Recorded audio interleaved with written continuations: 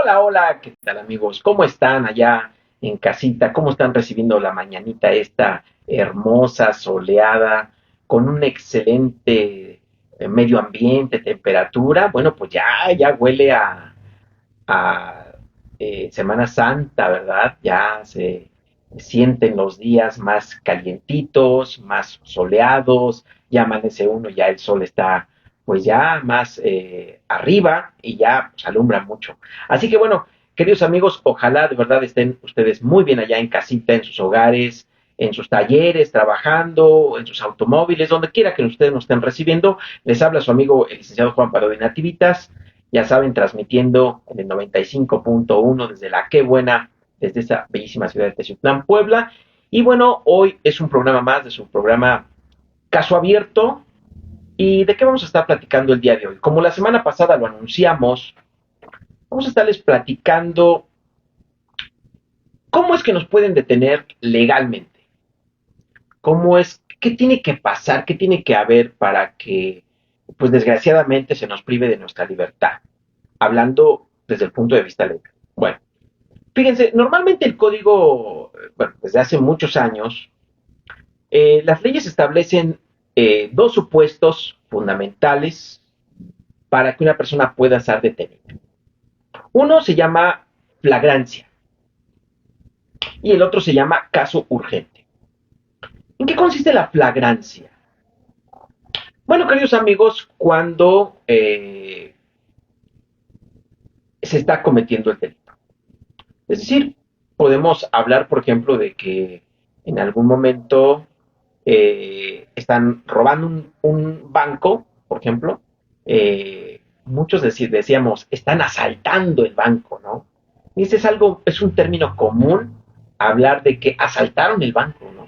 En realidad lo robaron, queridos amigos, porque si uno analiza la redacción de las leyes penales, pues nos encontramos que, fíjense, asalto viene desde la época eh, de la independencia de los años 1860 y tantos, donde había caminos solitarios, y entonces prácticamente esos delitos se consumaban en despoblados, es decir, en lugares donde no había casas, donde no había quien te ayudara, y entonces el asalto se convertía en un delito grave, en un delito más sancionable, porque pues los delincuentes, ¿no?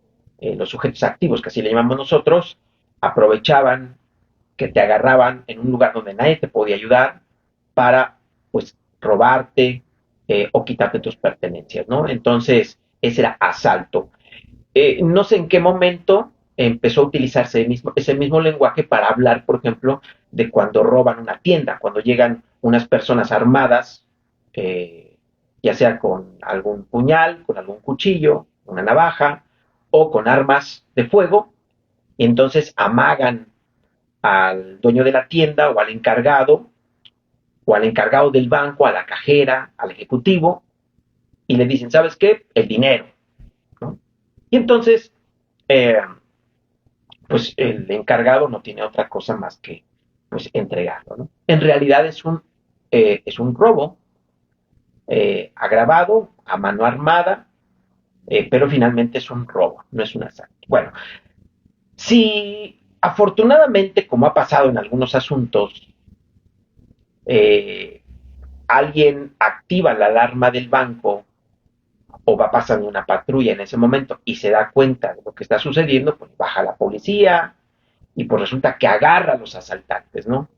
Yo lo dije también, yo también, ¿no? Agarra a los ladrones. Bueno, los agarra precisamente cometiendo el delito. A eso se le llama flagrancia.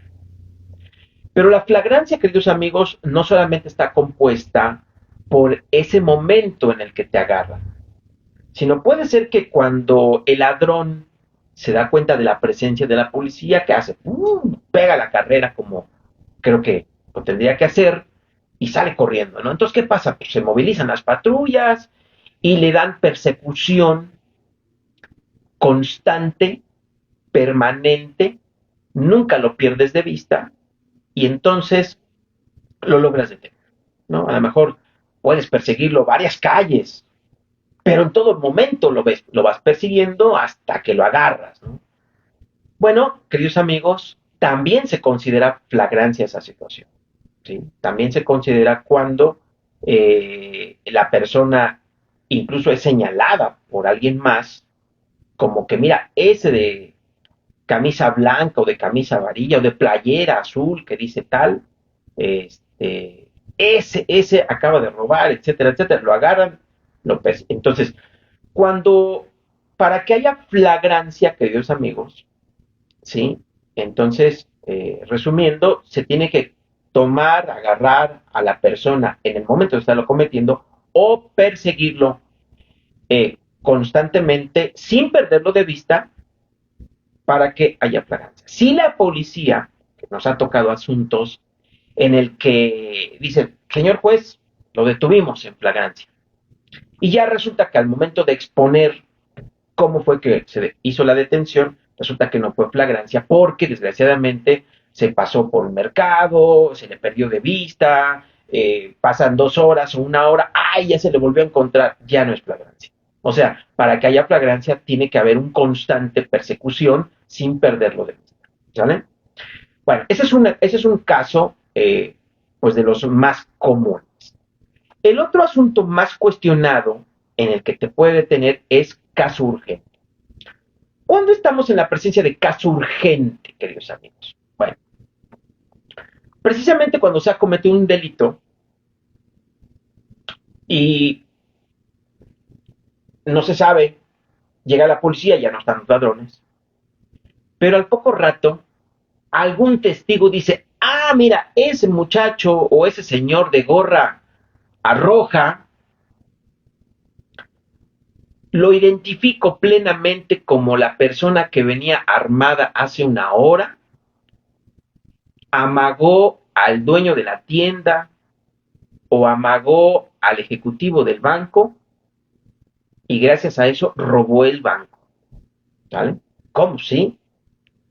Entonces, obviamente, queridos amigos, y más, por ejemplo, si se trata de homicidio, si se trata de secuestro, si se trata la misma ley, el mismo Código Nacional de Procedimientos Penales, dice que cuando se trate de un delito cuyo término medio aritmético rebasa los 5 años de prisión.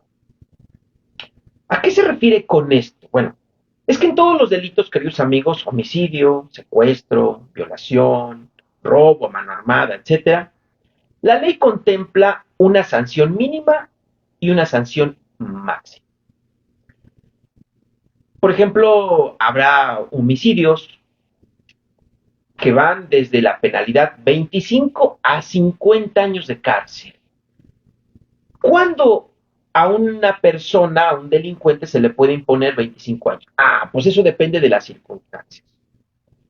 Puede ser, por ejemplo, que fue en riña, puede ser que lo hizo al propósito, intencionalmente, pero es la primera vez, no tiene antecedentes penales, era una buena persona, simplemente pues en ese momento se le botó la canica como quien dicen, estaba en un estado de exaltación que puede pasar, como lo que pasaba cuando encontrabas a tu esposa en la cama con otra persona. Hace años había esa ley que establecía una atenuante, llamémosla así, cuando el hombre llegaba a su casa y a lo mejor no a deshoras, ¿verdad? Porque no era la hora de llegada, y de repente pues, encontraba a su esposa teniendo relaciones sexuales en la cama. Entonces, a veces, pues en esa agresión, en ese momento de exaltación, de ofuscación, pues podía privar a la esposa y al amante de la vida, y bueno, pues había un atenuante para reducir su sanción. Entonces, fíjense cómo cada conducta, depende de cómo se despliega, es cómo se va a sancionar. Entonces, cuando hay una mínima y una máxima, tú la sumas. Si es una mínima de 3 años y una máxima de 5, lo sumas. ¿Cuánto es? Son 8. Entre 2, 4 años. No rebasa los 5 años. Es decir, no rebasa el término medio aritmético, así se le dice. Sumando la mínima, la máxima, dividiéndola entre 2, tiene que rebasar los 5 años. Ahora, ¿cuándo estamos en caso urgente? Rapidito. Cuando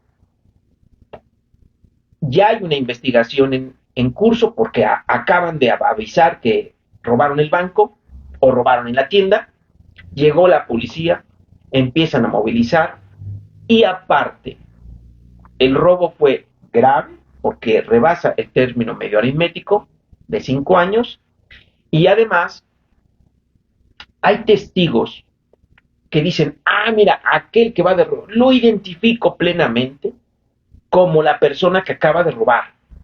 Entonces, puedes detener a la persona porque estás ante la presencia de un caso urgente. ¿Por qué? Se te puede fugar. A eso se le llama sustraerse de la acción de la justicia por el delito. Se te va a apelar, difícilmente lo vas a encontrar, pero además ya hay una investigación en curso, pero además hay quienes en este momento lo identifican plenamente como la persona que cometió el delito. En los dos casos, queridos amigos, tanto en flagrancia como en caso urgente, el Ministerio Público armará la carpeta de investigación y solicitará una audiencia al juez de control. Ese juez, dependiendo de cómo se dio la detención y los datos de prueba que arroja la investigación, calificará si la detención fue legal o no. Hay ocasiones que los jueces dicen, yo no veo la flagrancia, no hubo una persecución constante, no en ningún momento sí se le perdió de vista, no existe la seguridad de que él sea, así que no se califica de legal. Y en el caso urgente puede pasar exactamente lo mismo. Por eso es que nuestras autoridades, la carga que tiene la Fiscalía, queridos amigos, no es fácil. No es fácil porque tiene que llenar todos los requisitos, todos los elementos para que pueda quedar esa persona detenida. De lo contrario, bueno, a veces criticamos mucho a nuestras autoridades diciendo, ¿cómo es posible? ¿No? O sea, los acaba de detener, ya lo soltaron. Bueno, es precisamente por eso, queridos amigos, ¿no?